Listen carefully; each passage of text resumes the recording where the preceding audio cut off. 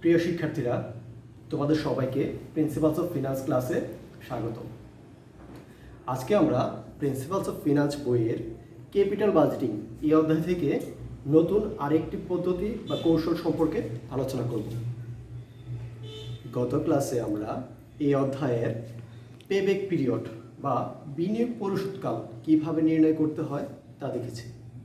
আজকে দেখব average rate of return বা অনেকে যাকে অ্যাকাউন্টিং রেট অফ রিটার্ন এবং সংক্ষেপে এআরআর বলা হয়, এই সম্পর্কে আজকে জানব বা এই কৌশলটা কিভাবে ব্যবহার করতে হয়, এই কৌশল ব্যবহার করে কিভাবে আমরা ক্যাপিটাল বাজেটিংয়ের ক্ষেত্রে কাজে ব্যবহার করি তা আমরা শিখব। আর তোমাদের সাথে আছি আমি উৎপল কুমার, প্রভাষক, ব্যবস্থাপনা বিভাগ।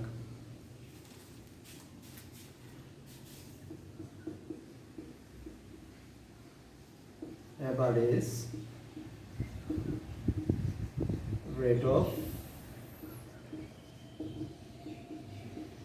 return, সংক্ষেপে এটাকে এআরআর বলা হয়, যার বাংলা হচ্ছে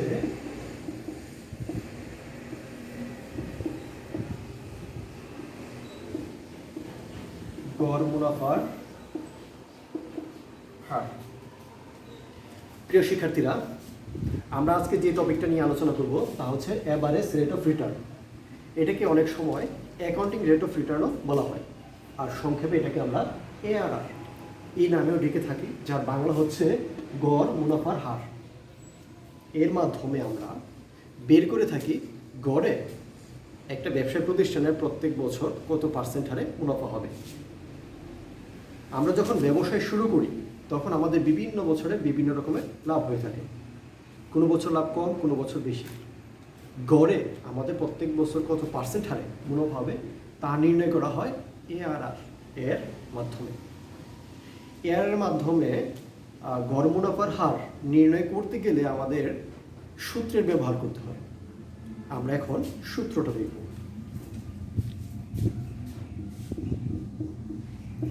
এআরআর সমান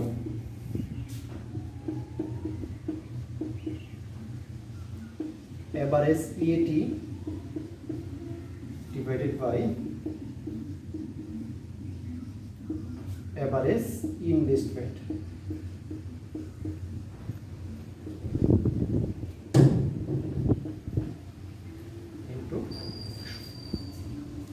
সূত্রটা আরো একবার খেয়াল করো সবাই।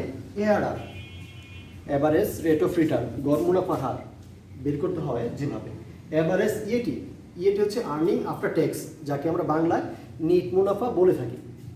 তাহলে অ্যাভারেজ ইএটি মানে হচ্ছে গড় নিট মুনাফা, তাকে ভাগ করা হয় অ্যাভারেজ ইনভেস্টমেন্ট। ইনভেস্টমেন্ট হচ্ছে বিনিয়োগ, তাহলে অ্যাভারেজ ইনভেস্টমেন্ট হচ্ছে গড় বিনিয়োগ। অ্যাভারেজ নিট মুনাফাকে অ্যাভারেজ ইনভেস্টমেন্ট দ্বারা ভাগ করলে যে মানটা আসবে তাকে 100 দ্বারা গুণ করলে আমরা আমাদের এআরআর এর মান পেয়ে যাব। মানে প্রত্যেক বছর ব্যবসায় করে কত পার্সেন্ট হারে আমাদের গড়ে মুনাফা হবে তা আমরা বের করতে পারবো। এখন আমাদের প্রশ্নে সরাসরি ইএটি হয়তো দেওয়া থাকবে, কিন্তু অ্যাভারেজ ইএটি দেওয়া থাকবে না। তখন আমাদের অ্যাভারেজ ইএটি বের করে নিতে হবে। আবার ইনভেস্টমেন্ট উল্লেখ করা থাকবে, কিন্তু অ্যাভারেজ ইনভেস্টমেন্ট উল্লেখ করা থাকবে না। ইনভেস্টমেন্ট থেকে আমাদের অ্যাভারেজ ইনভেস্টমেন্ট বের করে নিতে হবে। কিভাবে এই কাজগুলো করতে হবে তা আমরা একটি উদাহরণের মাধ্যমে দেখব।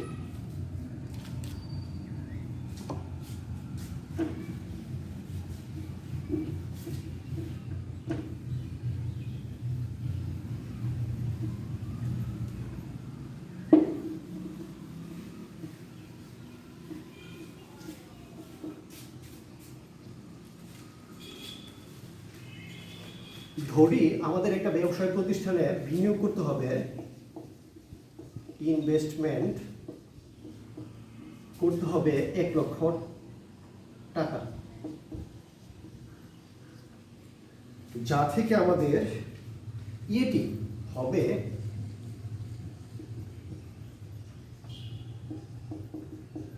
বিভিন্ন বছরের বিভিন্ন রকম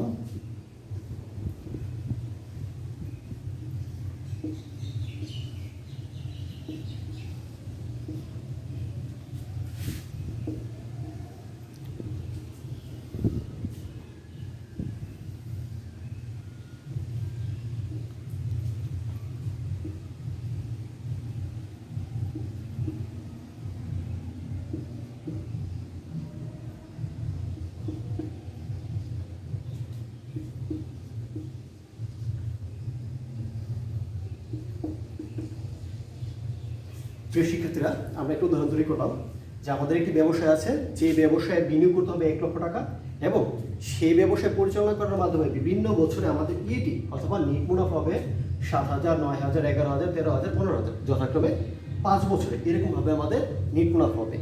এখন যদি আমরা এই উদাহরণ থেকে ARR তার মান বের করতে হয়, ARR তার মান বের করতে হয়, তাহলে সূত্র হচ্ছে average EAT divided by average investment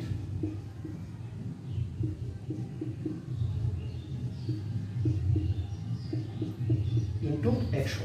তোমরা যদি একটু খেয়াল করো তাহলে দেখো আমাদের সূত্রে লাগবে এভারেজ ইএটি, কিন্তু আমাদের এখানে দেওয়া আছে শুধুমাত্র ইএটি। তার মানে এই ইএটি থেকে আমাদের এভারেজ ইএটি বের করে নিতে হবে। কিভাবে বের করতে হয় আমরা পাশে একটু বের করে দেখাচ্ছি। এভারেজ ইএটি সমান total EAT divided by asset life. Total EAT বলতে যত বছরের আমাদের ইএটির মান দেওয়া আছে সব কটাকে যোগ করতে হবে। যেমন 7,000 যোগ 9,000 যোগ 11,000 যোগ 13,000 যোগ 15,000 ডিভাইডেড বাই আমাদের অ্যাসেট লাইফ হচ্ছে 5 বছর। যদি আমরা উপরে সবকটা যোগ করি,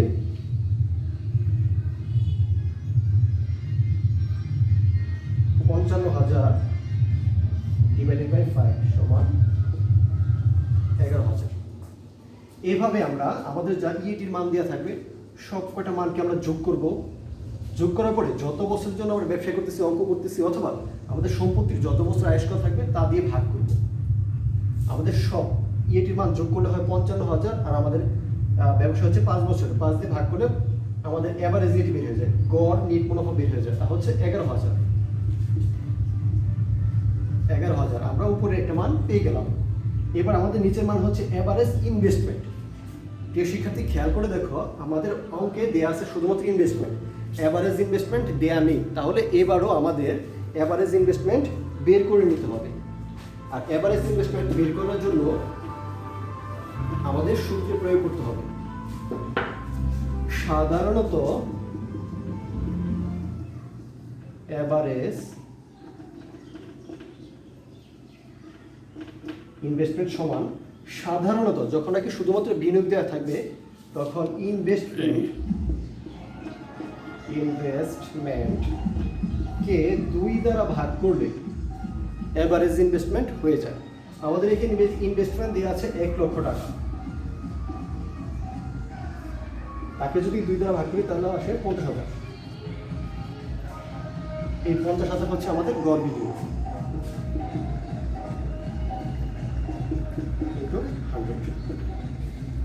এভাবে আমরা পরবর্তী ধাপের ক্যালকুলেশনের মাধ্যমে যদি 11,000কে 50,000 ভাগ করে তাহলে 0.22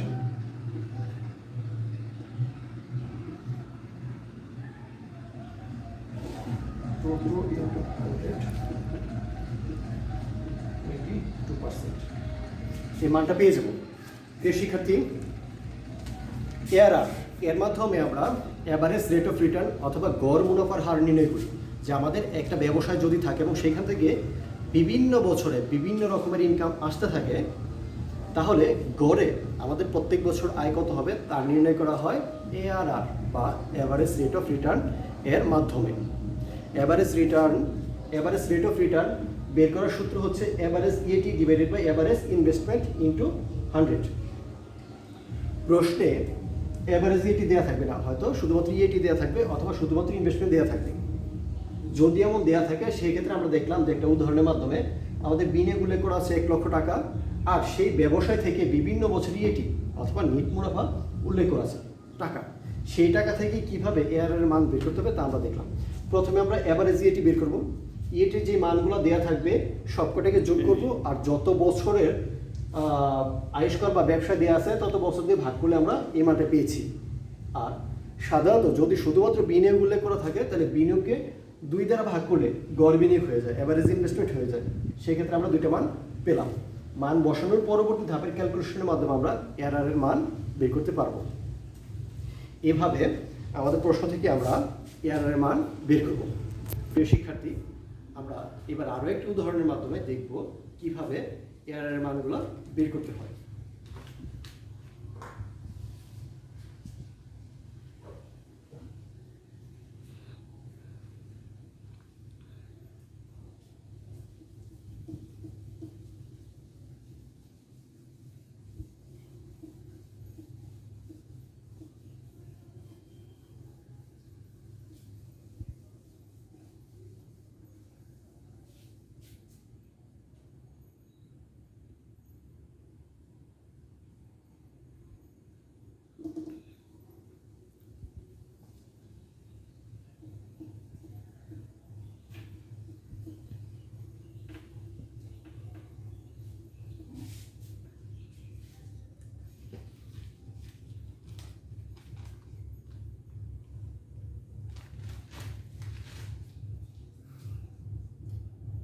কোম্পানি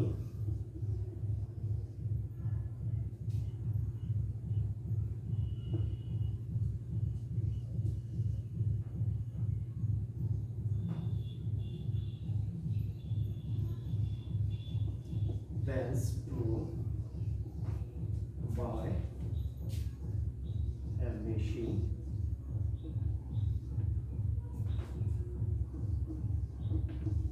which cost টাকা 5 lakh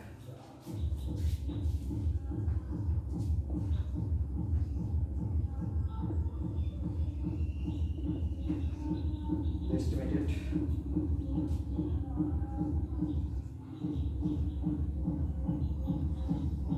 service value is 0 and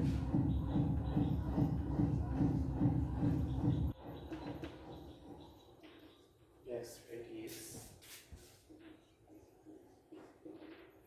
50%.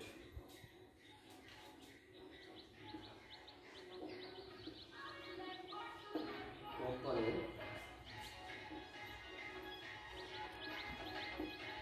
charge depreciation on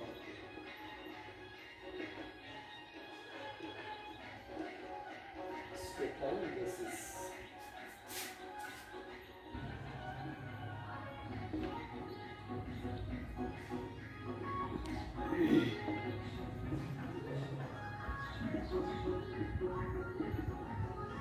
Following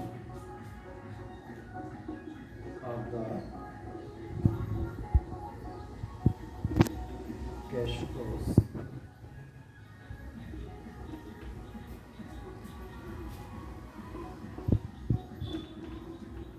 before tax.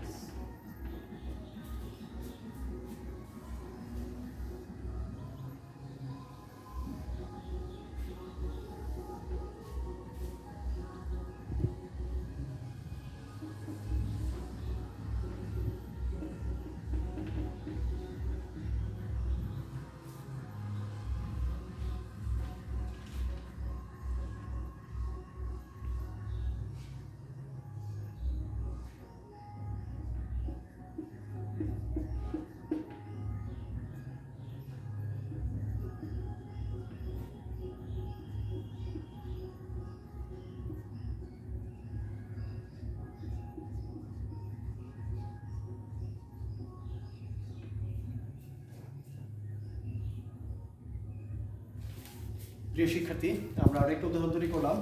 এই উদাহরণে বলা আছে a company plans to buy a machine which cost টাকা 5 লাখ।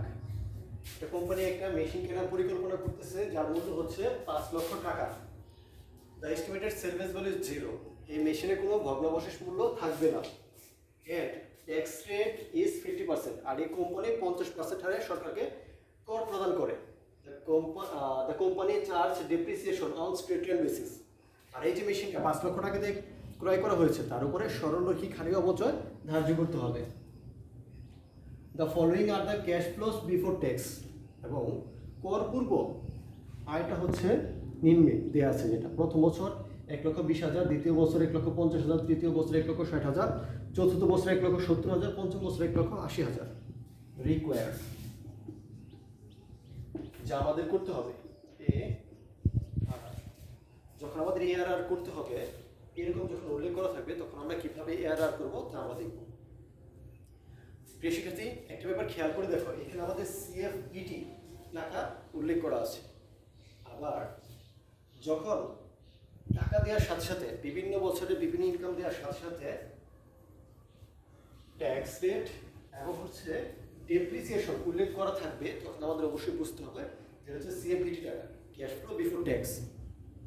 এই টাকা থেকে আমাদের বিভিন্ন ধাপে ধাপে অবচয় এবং ট্যাক্স বাদ দেওয়ার পরবর্তীতে আমাদের নেট লাভ বের করে তারপর আমাদের অঙ্কের সমাধান করতে হবে। তা এরকম যখন সিএফবিটি টাকা দেওয়া থাকবে অথবা টাকা দেওয়ার সাথে সাথে ট্যাক্স এবং অবচয়ের কথা উল্লেখ করা থাকবে, সেই সময় আমরা যদি এআরআর মান বের করতে যাই, সূত্র অবশ্যই বসাবো, তবে তার পূর্বে আমাদের এটা ছকের কাজ সম্পন্ন করে আসতে হবে। প্রথমে আমাদের এটা ছক তৈরি করতে হবে। প্রথম হচ্ছে ইয়ার সিএফবিটি,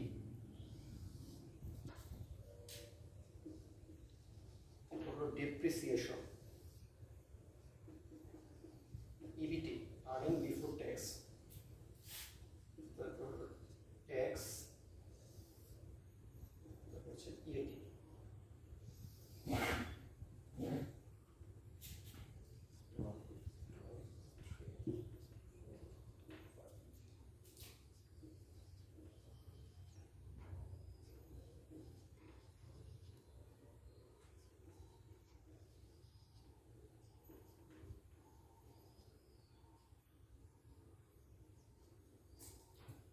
প্রিয় শিক্ষার্থী, আমাদের তারপরের কলমেই আমরা ডেপ্রিসিয়েশন বসাবো।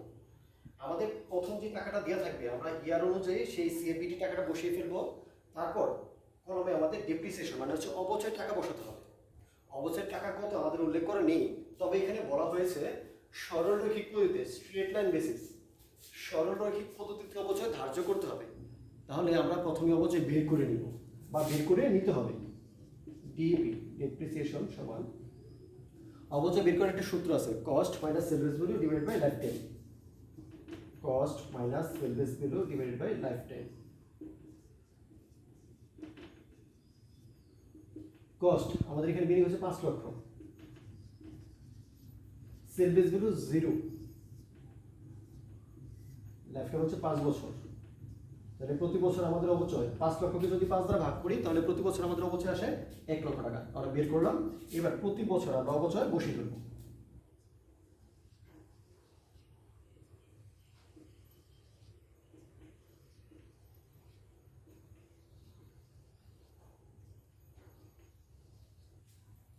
এবার আমাদের কাজ হচ্ছে সিএফবিটি, এই টাকা থেকে ডেপ্রিসিয়েশন যা বের করলাম 1 লক্ষ টাকা, তা বিয়োগ করে পরবর্তী কলামে টাকাটা বসাবো। ইবিটি আর্নিং বিফোর ট্যাক্স, 1,20,000 থেকে যদি 1 লক্ষ বাদ দিই তাহলে থাকলো 20,000।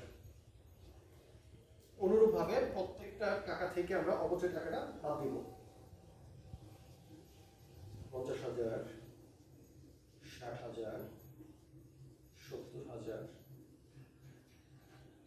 80,000। এবার আমাদের কাজ হচ্ছে ট্যাক্স। ট্যাক্স ধরতে হবে। আমাদের প্রথমে ইনকাম ছিল 1,20,000 টাকা, ওই বছর আমরা অবচয় প্রদান করলাম 1 লক্ষ টাকা, তাহলে আমাদের ইনকাম রয়ে গেল 20,000 টাকা। এবার এই 20,000 টাকার উপর সরকারকে ট্যাক্স দিতে হবে 50% হারে। 20,000 টাকা 50% 10,000,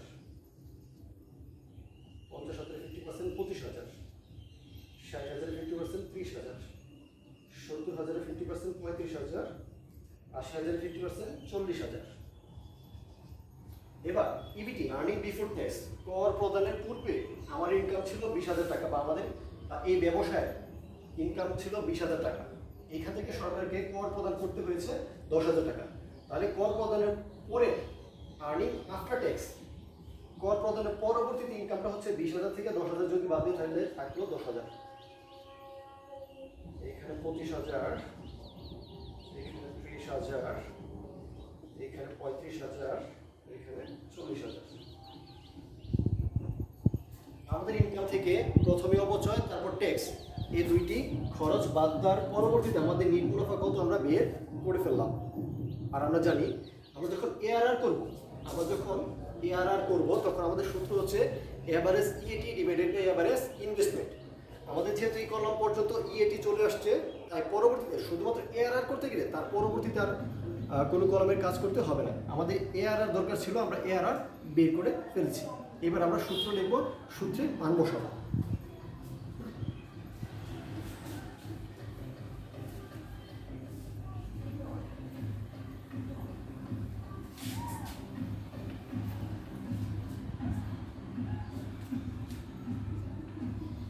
এআরআর সমান এভারেজ ইএটি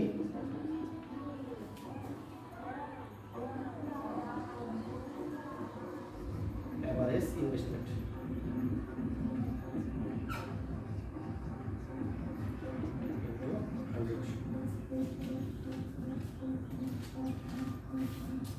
এবার আমাদের প্রথম কাজ হচ্ছে এভারেজ ইএটি বের করা।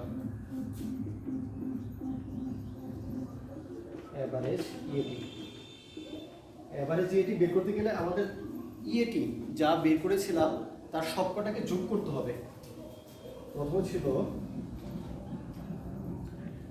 প্রথম, দ্বিতীয়, তৃতীয়, চতুর্থ, পঞ্চম সবকটা বছরের ইএটি যদি যোগ করি তাহলে মান আসে 1,40,000। আর আমাদের ব্যবসা হচ্ছে 5 বছরের। 1,40,000কে যদি 5 দ্বারা ভাগ করি তাহলে মান আসে 28,000। আমাদের এভারেজ ইএটি 28,000 হচ্ছে এভারেজ ইনভেস্টমেন্ট।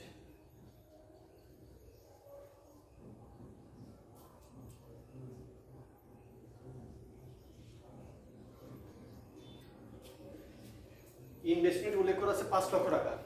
যখন শুধুমাত্র ইনভেস্টমেন্ট থাকবে, সেভিংস ভ্যালু অথবা ওয়ার্কিং ক্যাপিটাল থাকবে না, তখন ইনভেস্টমেন্টকে 2 দ্বারা ভাগ করলে এভারেজ ইনভেস্টমেন্ট হয়ে যায়। তাহলে আমাদের ইনভেস্টমেন্ট হচ্ছে 5 লক্ষ।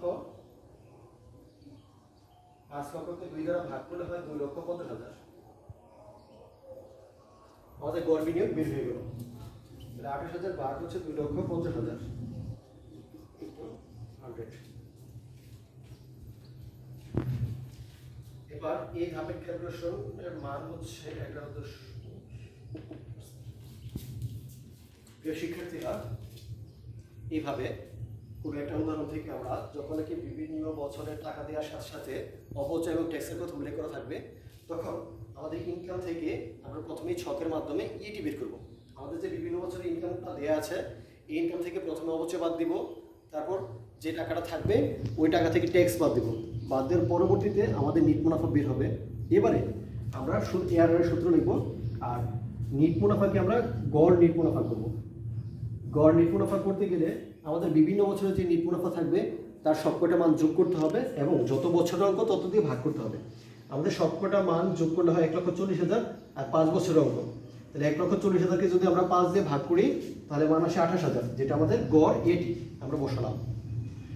পরবর্তী কাজ হচ্ছে এভারেজ ইনভেস্টমেন্ট। আমাদের ইনভেস্টমেন্ট উল্লেখ করা আছে 5 লক্ষ টাকা।